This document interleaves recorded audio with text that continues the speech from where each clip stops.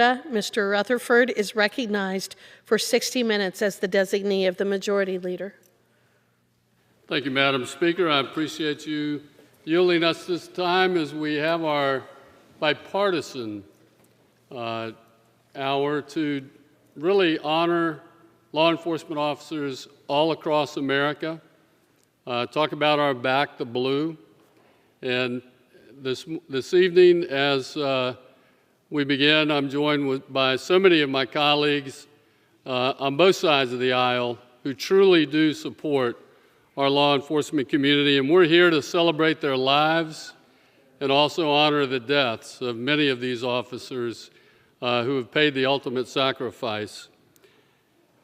Madam Speaker, as a career law enforcement officer, I know what our officers go through every day when they put on their uniforms, say goodbye to their families, and head out to do the important work of protecting their communities.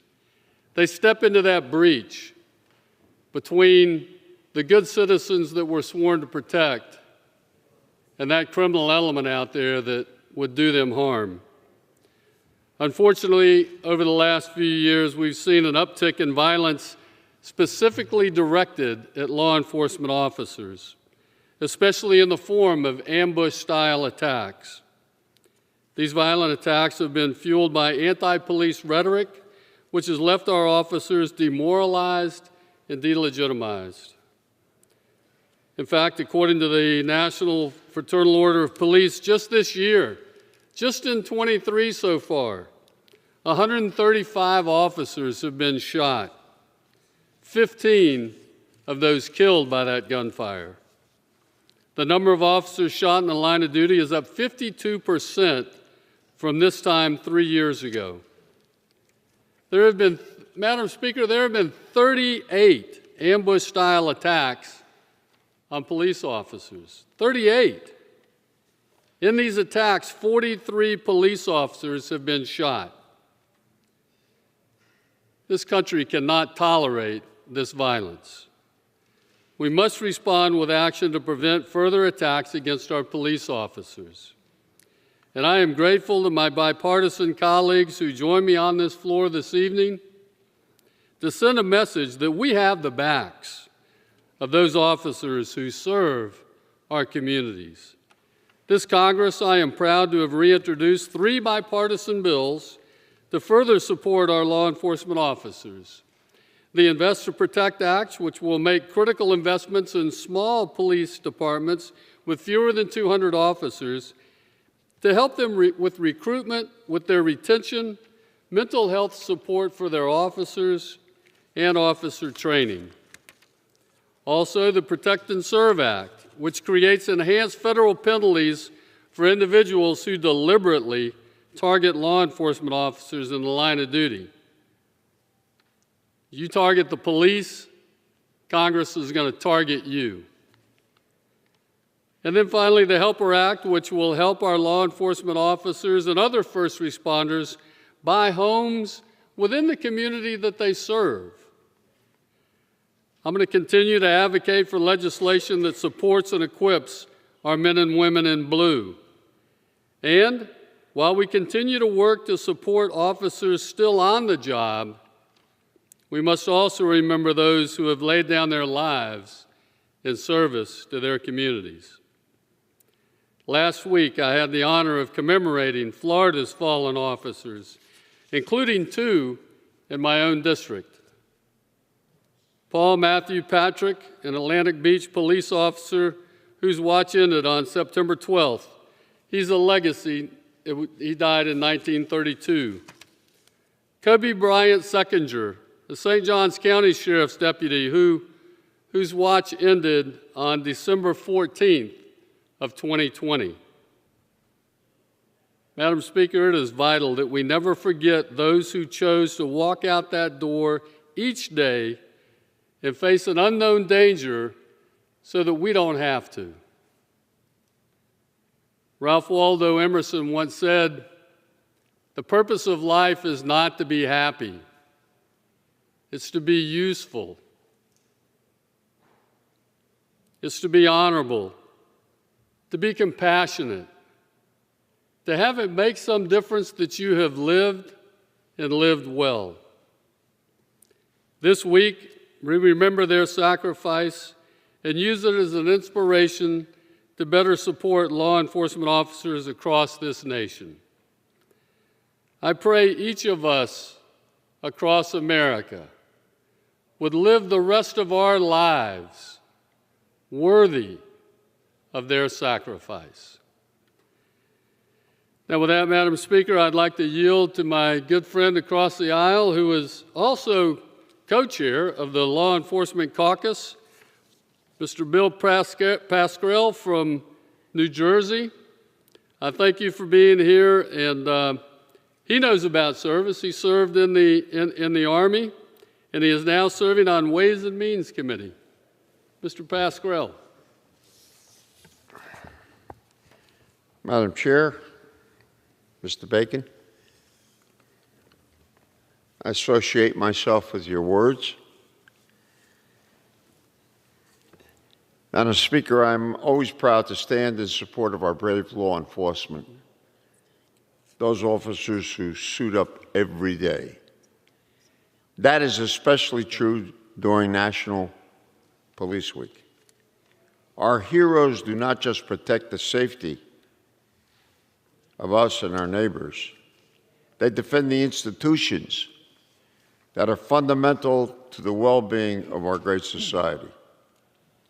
Thousands of law enforcement officers and their families are in Washington to pay tribute to those who made the ultimate sacrifice. The names of 556 officers will be added to the National Law Enforcement Officers Memorial. Among these fallen heroes are Matthew Vogel of the Hudson County Sheriff's Office in New Jersey and Robert Miller of the Clifton Police Department. Lieutenant Vogel, Sergeant Miller are missed tremendously in our North Jersey communities. I pray for the families, and I know my brother across the aisle feels the same way. As longtime co-chair of the Law Enforcement Caucus, I know the value of building trust between law enforcement and the communities that they serve. We cannot simply say we support law enforcement. Action is required. Last Congress, it was my honor to write 2 bills to fund the police that were signed into law, the TBI and Post-Traumatic Stress Disorder Law Enforcement Training Act and Protecting America's First Responders Act. The last 3 years have been difficult for all of us, especially for our brothers and sisters in uniform. They're there every day. This police week, let's do right by the law, the law enforcement community itself. Let's pass bills that actually support the police, not partisan messaging, but action. I hope we would have considered 2 bipartisan bills of mine this police week. The first is H.R. 1322, the Law Enforcement Officers Equity Act, which would guarantee federal law enforcement officers receive their full retirement benefits. I think we all agree on that, hopefully. The second bill, H.R. 1719, honoring our Fallen Officers Act, which would ensure our first responders who die or become disabled due to occupational cancer receive benefits under the Public Safety Officers Benefits Program. These bills would actually make a difference for officers and their families. It is time we focus on those on the front lines. I hope we can pass them this Congress. And I might say this also. I would ask my brothers and sisters on both sides of the aisle to consider what I've been talking about for 25 years concerning weapons in our neighborhoods all over the country. The best thing we could do for the police department is to protect it. And I think that certain weapons are military and do not belong out in the street. I think we would be doing a great service to law enforcement because we know we only not only do we need the personnel on the street, but we also need to protect them and give them the resources. This is my reason why, when I was in the state legislature in New Jersey many moons ago, we supported the first mass weapons bill and banning those. They have only one purpose, and that's on the military. So God bless our police, God bless America, and God bless the Congress folks who see beyond their nose and understand what's going out there in America. And we need to protect these guys and gals who go out every day to protect us. And with that, I yield back, Madam Chair and Mr. Bacon. I thank the gentleman. And although we may not agree on everything, we do agree on the Law Enforcement Equity Act as a co-sponsor. I hope we can get that over the line. I think that would do a great service to our law enforcement communities out there. And now, Madam Speaker, I'd like to call on a dear friend who's from Nebraska's 2nd Congressional District. He's a retired U.S. Army, or U.S. Air Force, I'm sorry there, General. But he's a general who knows all about service above self. He's also, I should say, one of the original co-sponsors of the LEOSA reform bill, which is certainly going to help law enforcement officers all across America. So with that, I yield to my good friend, Representative Don Bacon. I want to thank Representative Rutherford for leading tonight and being the expert on law enforcement issues. We came in together, and we look to you for doing the right things here to support our police. I appreciate Mr. Pasquale, too. We work a lot on traumatic brain injury, law enforcement issues. We find areas to agree on. And I know Mr. Gottheimer's getting up here soon, and he's also a partner in many of our policy things that we need to work together. But I rise today in honor of our police, the men and women who walk the streets of our communities to keep us safe, those who leave their families, do so every day to protect ours. In particular, I recognize the 556 officers who never returned to their families last year, including Saunders County Deputy Sheriff near my hometown. His name was Jeff Hermanson, who passed away. He was a K-9 handler, a volunteer firefighter. Deputy Hermanson is best remembered as a respected officer dedicated to his job. The best way we can honor those who give their lives and their families is to introduce legislation that better protects them on the job and prepares them for their profession and protects them in retirement. This Congress, I introduced H.R. 355, the Back the Blue Act of 2023, which makes it a federal crime to kill, attempt, or conspire to kill a federal judge, federal law enforcement officer, or federally funded police public safety officer. Criminals who cause harm or death to our officers should face punishment to the fullest extent of the law. You know, Mr. Rutherford earlier talked about all these ambushes. This is unacceptable. They must be held accountable. Our police are also facing radical attacks, and there are growing calls for them to be defunded. Let us be absolutely clear. We stand with our police. I'm an original co-sponsor of the Invest to Protect Act, which would direct the Department of Justice to establish a grant program to aid police departments with fewer than 200 law enforcement officers. I'm also on the EAGLE Act of 2023 to assist with the accreditation of small and mid-sized police departments. Unfortunately, there's an effort to eliminate the protections of qualified immunity for police officers. Let us be clear again. Qualified immunity is not a blank check allowing law enforcement officers to do what they want. It only protects them for personal liability if they have not violated clearly established policies. Without it, law enforcement officers would face a deluge of civil suits for simply doing their job. I'm a co-sponsor of the Qualified Immunity Act, which would codify qualified immunity protections for our law enforcement. We are seeing a rise of crime across the nation. In contrast, I want to brag on our Omaha Police Department that has worked with the community to lower crime rates. 15 years ago, the Omaha Police Department partnered with the Empowerment Network 360 to foster relationships with neighborhood organizations, nonprofits, and churches. Coupled with the solid support from the Omaha City Administration, they have the funding to do the work they have identified through these relationships that is vital to lowering gun violence And they're now a model of success for reducing homicides and violent crime in the city.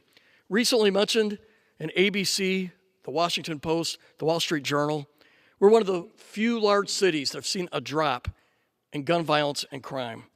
In 2022, there were 90 citywide shootings, down from 191 just 13 years ago. Even more impressive is that the homicide clearance rates are now at 87% in 2022. It shows our police are working hard and they're professionals. My family's been a victim of crime twice, and both times when I was deployed in the Middle East during my time in the Air Force. I want to take a time just to thank the law enforcement officers who are there at people's worst times in their life. In my case, I was gone both times. When my victim was a crime, I was unable to help. But I know the police were there to support my wife and our kids, and we are grateful. I know this is a story of Americans from coast to coast, Hawaii and Alaska. So these legislative actions, in addition to work of our local law enforcement community advocates, can lead to safer communities and help ensure that our law enforcement officers are able to return home and to their loved ones. So tonight we say to our police, our law enforcement, we thank you, we love you, and we are grateful for what you do day in and day out. And with that, I yield. Madam Chair, I'd like to introduce on the floor now, gentleman from New Jersey. It's my honor to introduce Mr. Gottheimer.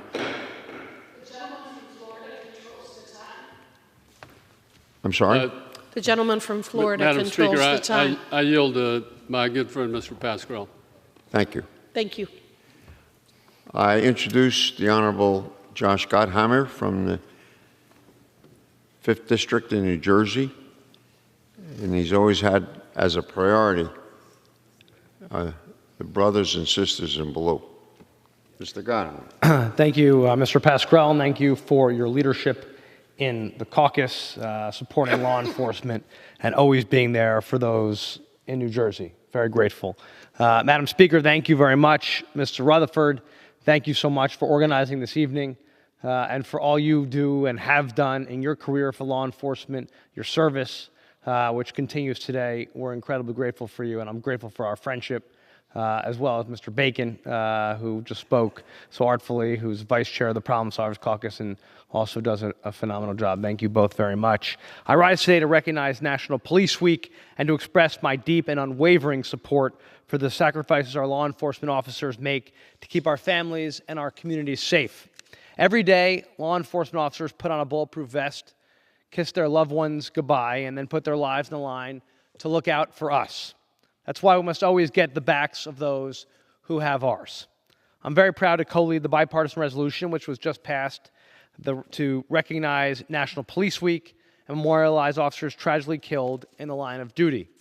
This week, as we are here with so many others recognizing Police Week, Americans across our great nation honor and remember the more than 26,000 law enforcement officers who have sacrificed their lives to protect our great country. We will always honor their memory. We must do all we can to support law enforcement. That's why I'm honored to be leading bipartisan, bicameral legislation with my good friend and retired sheriff, Congressman Rutherford, called the Invest to Protect Act. Our bipartisan legislation, as he referred to, is also being co-led by the chairman of the Congressional Black Caucus, Congressman Stephen Horsford, and retired NYPD detective, Congressman Anthony D'Esposito.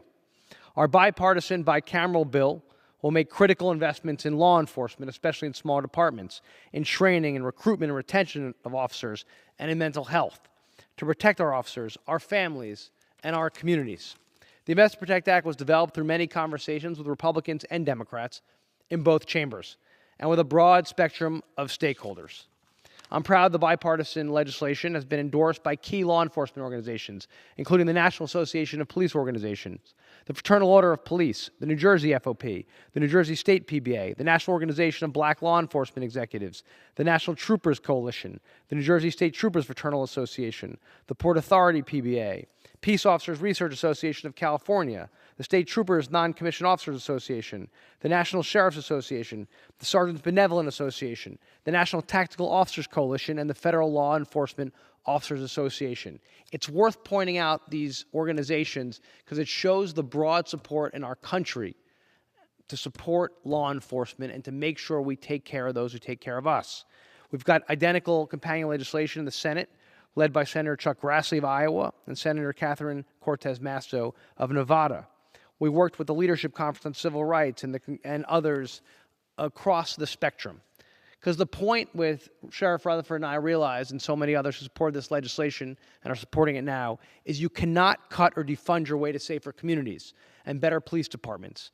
Instead, you need to invest to protect. That's the only way we strengthen our departments and make them even better.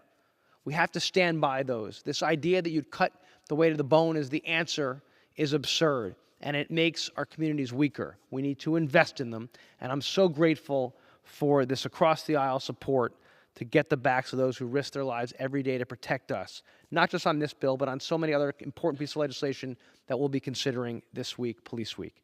Thank you again, and I yield back my time. Thank you, and I want to thank the gentleman for, you're one of the hardest workers across the aisle I know, coming with us and joining on law enforcement issues, and I can't tell you how much I appreciate your friendship, so thank you very much. Thank you, Sheriff. Thank you so much. And now, Madam Speaker, I'd like to introduce a gentleman who also knows about service above self, and that is Representative Bill Johnson of Ohio's 6th Congressional District. He is a retired United States Air Force Lieutenant Colonel, and we thank you for your service. And Representative Johnson. I thank my colleague for yielding to me. I really do. Service is something that's in my blood, and I can tell you that as I rise today in support of the men and women who wear the blue as we recognize National Police Week, I don't think we can say enough about their sacrifices. You know, all across America, police officers have an increasingly difficult and thankless job today. They see, literally, the worst of humanity day in and day out, putting their lives on the line while serving to protect all of us, really for very modest pay. They head towards the danger. They run into it rather than away from it. And they're constantly put in unpredictable, chaotic, and threatening positions in order to keep our community safe. Very few professions demand the willingness to sacrifice one's own life in order to protect the safety and security of others. But that's exactly what our men and women in blue willingly sign up to do. Just last year, 224 police officers were killed in the line of duty. 224. Never, as I was growing up in this great country, did I think I would see a number like that. They've been shot, stabbed, and run over by the lawless. And their murders don't receive nearly the media coverage that they should. The whole nation should be outraged by what we see. So to the men and women who wear the blue, on behalf of those I represent, thank you.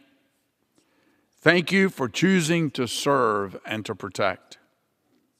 And importantly, thank you to your families who sacrifice so much and can never be sure if that pre-shift hug and kiss might very well be their last. God bless each and every man and woman in blue for what they do. Thank you so much on behalf of a grateful nation. Thank you. Thank you, Billy. Those are true words from the heart. Thank you. And Madam Speaker, I'd like to now yield to Mr. Pascrell again for an introduction. Thank you. Madam Speaker, I'd like to introduce a dynamic young lady from California, Congresswoman Norma Torres. Thank you for being here. Thank you, Madam Speaker, as the mother of a Pomona police officer and former 911 dispatcher, I rise today to commemorate National Police Week. This week, we celebrate the heroes who don't make the headlines. I know from my son and other officers how much our society expects from the law enforcement community. We expect these brave men and women to put themselves in harm's way and even endanger their own lives to keep us safe. Our police officers are protectors, peacekeepers, and public servants, and I am proud to recognize them for what they do. Law enforcement is a demanding and often thankless calling, and that's why I will always fight to give our public safety professionals the resources they need to carry out their duties. As a 911 dispatcher for over 17 years, I answered calls from people in danger and helped make sure that the Los Angeles police officers were in the right place at the right time with the right support they needed to keep the city safe. Anyone calling for budget cuts to law enforcement, including our heroic Capitol Police, has clearly never heard the calls that I have. As a member of the Appropriations Committee, I have repeatedly called for and secured crucial funding for law enforcement and public safety in California's 35th Congressional District and across our country.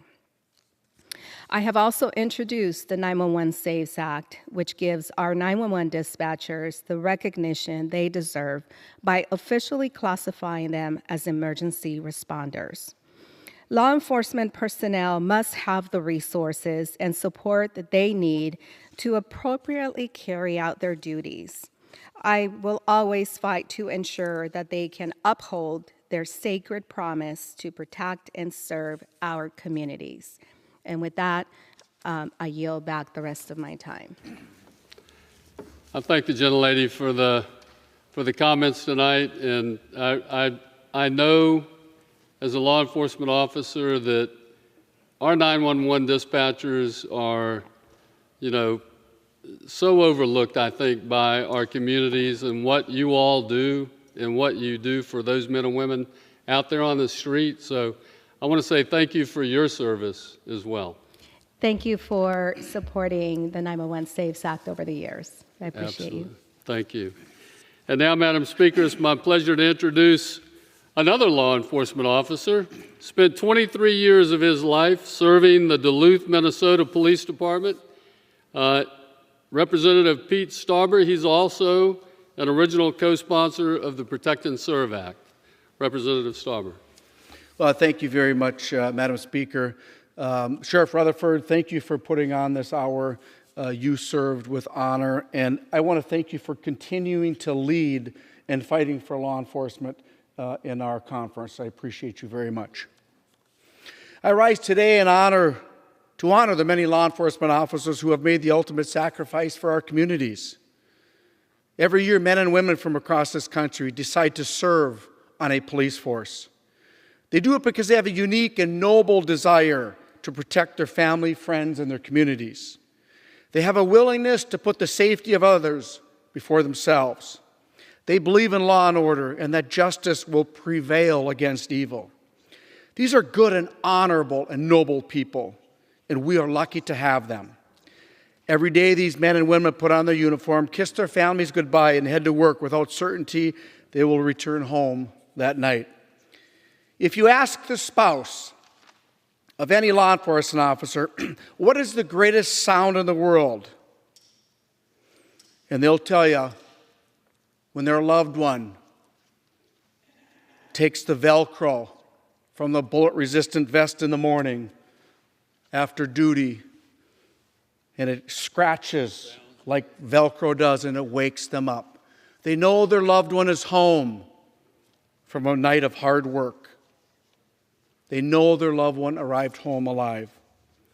Unfortunately, many never have heard that sound. As of April As of this April, 99 officers have been shot in the line of duty this year, and 10 have given their life.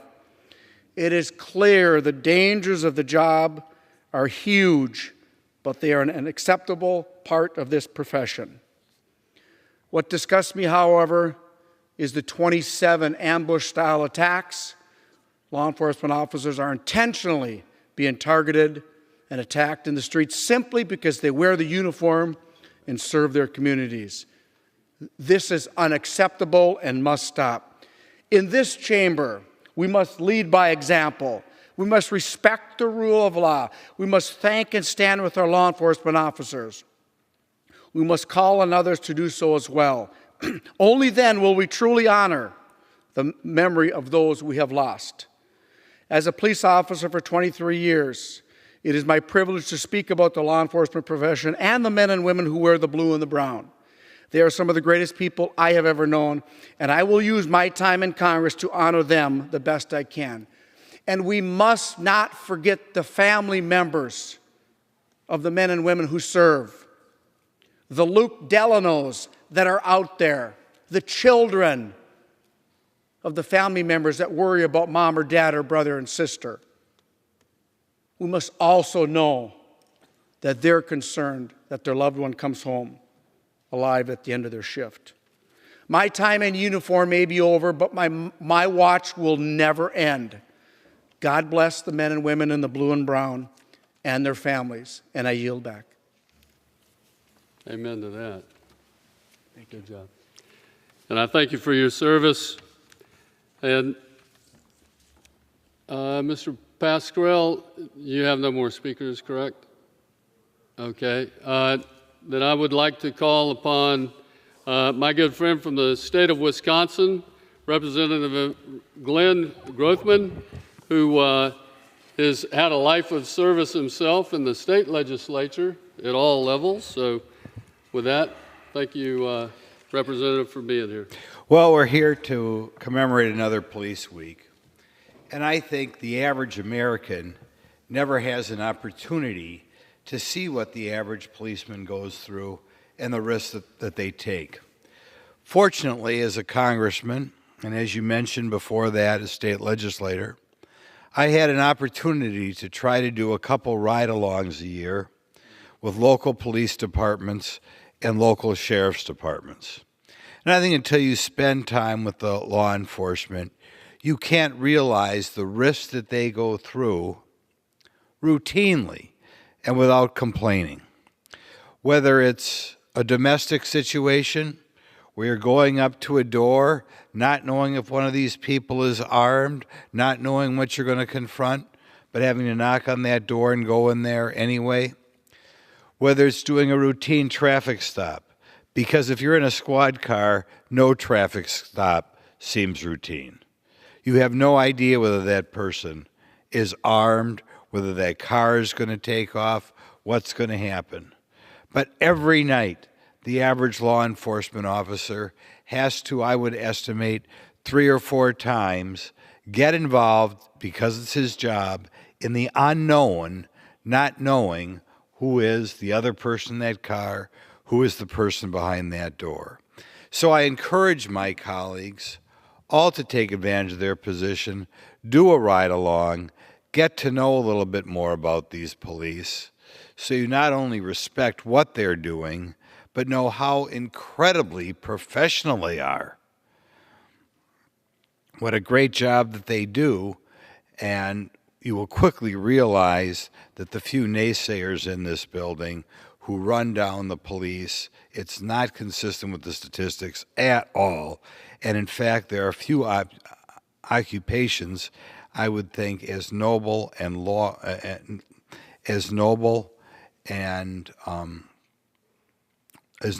respectful, and